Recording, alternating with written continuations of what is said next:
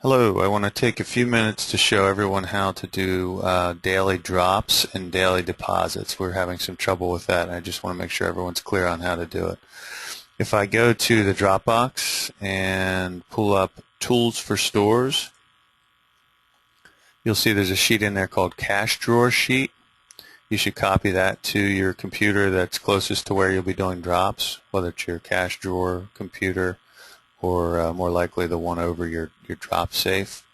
And then each day you should be using this this sheet as you're doing drops, and I'll show you how this is used. And I want to thank Jason D at Stone Mill for creating this. So each day, today's Friday the 31st, so I'm going to punch in the date. Whoever's making the drop should put their name here. So throughout the day I have envelopes for each day. I have some Monday cash drop envelopes, some Tuesday, some Wednesday, and so forth. Today's Friday, so I'm going to have the stack of Friday envelopes in my cash drawer.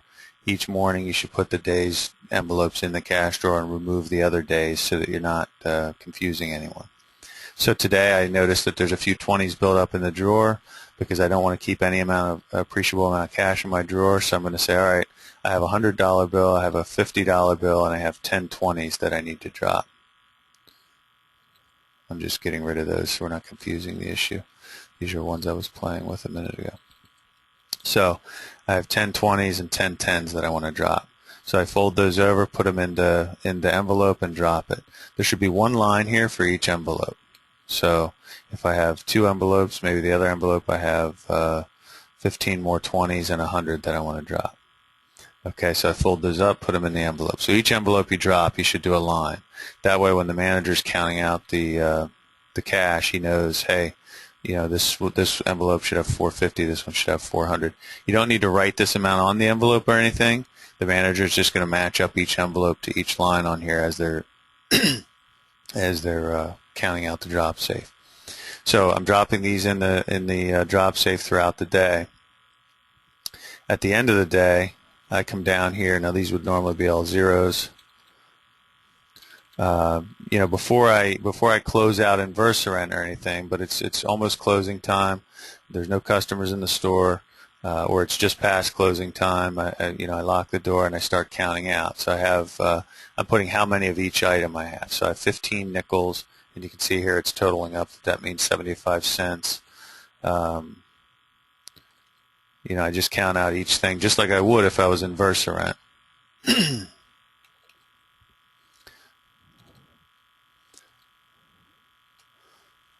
Okay, and then so this is what's left in my drawer at the end of the day.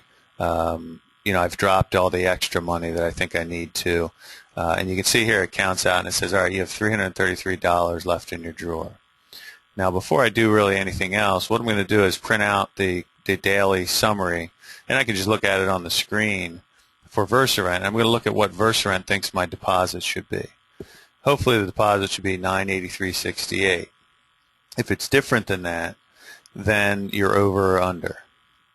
And you know what I'll do is I'm going to put a total here that says Versa-Rent total. You'll punch that in, and it'll tell you over here what you're over or under. That way you can compare all this before you're actually closing out Versa-Rent and try to research what the problem is. So if you're over $10 or under $10, you should recount your 5s and your 10s, maybe your 20s, just to make sure you're right. If you're over $1, then recount your 1s. You know, just try and research a little bit why you're over or under before you close out the drawer. But for the sake of argument, let's say that you're under $1. You've recounted your 1s, you've recounted your quarters, and so on and so forth. But this is the correct amount of cash you have in the drawer, all right, or in the drawer in the drop safe. So what you're going to do is when the store's closed, you have the door locked, you know nothing's going to change. If this is still the accurate count, then what you're going to do is you're going to pull $133.68 out of the drawer. You're going to make that your last drop, okay?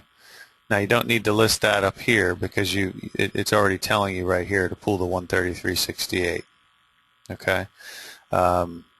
Either way is fine though. If you would happen to list it up here, let's say I took out, no, you know what, don't list it up here the more I think about it. So your last drop is going to be the 133.68, and that's going to leave your drawer at exactly $200. Okay? So your drawer, no matter what, is going to be $200. Your drop is going to be what it is, and then your deposit is going to be this amount.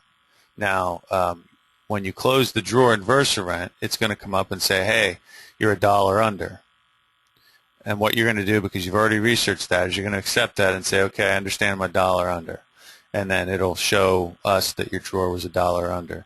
You do not, I mean, really, we don't want you to throw a dollar in there. Just like if you're a dollar over, we don't want you to take a dollar off to make the drawer perfect. What we'd like you to do is just try to work hard during the day to handle the cash properly so that the drawer is right on every day. But whatever you do, the deposit should not be messed with. So don't take the dollar out of the deposit to make the drawer right. The deposit should always be what it says it's going to be. And this deposit is essentially a total of this 133.68 plus everything else that you've put up here. Okay? So if you use this form, it should be really pretty simple to do it. It should take you hardly no time. And the nice thing is you can count out and have everything really accomplished before you have to do it in Versa, so you're not locking up the computer while you're counting the drawer and everything. If you have any questions on this, you should talk to your DM or talk to me about it. Thank you.